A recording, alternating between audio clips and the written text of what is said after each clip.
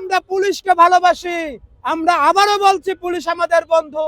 দিন শেষে তারা আমাদেরকে পাহারা দেয়, আমরা পুলিশের বিপক্ষে না। আমরা শুধু সেই সব পুলিশকে বিপক্ষে, সেই সব পুলিশের কলার চেপে ধরতে চাই যারা ফ্যাসিস্টের সময় আমাদেরকে চালিয়েছে, এখন পর্যন্ত আমাদেরকে হয়রানি করতে চায় বিভিন্ন মামলার কোনো কারণ দেখিয়ে অথবা ফ্যাসিস্টের সময়ের আইন দেখিয়ে আমাদেরকে গ্রেফতার করতে চায়। আমাদের সারা বাংলাদেশের প্রতিটা আনাচে কানাচে 24 পরবর্তী সময়ে যে আন্দোলনটাকে আমরা হারিয়েছিলাম, যে বিপ্লবটাকে আমরা হারিয়েছিলাম, হাদি ভাইয়ের পর, হাদি ভাইয়ের শহীদ হওয়ার পর সেই বিপ্লবকে আমরা হারিয়ে যেতে দিব না, দিব না, দিব না।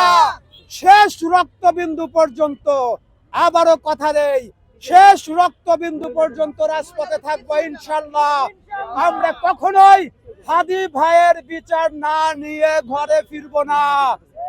আমাদের শুধু দুটো বিষয় মাথায় রাখতে হবে, আমরা সরকারের সরাসরি বিপক্ষে দাঁড়াচ্ছি না, আইন ভঙ্গ করতেছি না, এবং আমরা ইনকিলাব মঞ্চের কোন রকম আদেশের বাইরে যাচ্ছি না।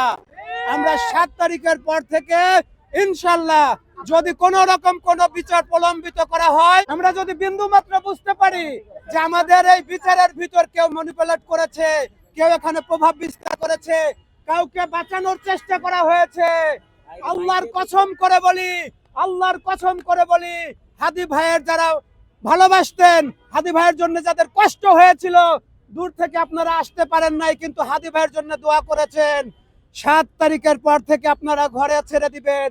হাদি ভাইয়ের বিচার না হওয়া পর্যন্ত ঘরে ফিরে যাবেন না। হাত তুলে দেখেন তো দেখি, ইনশাআল্লাহ।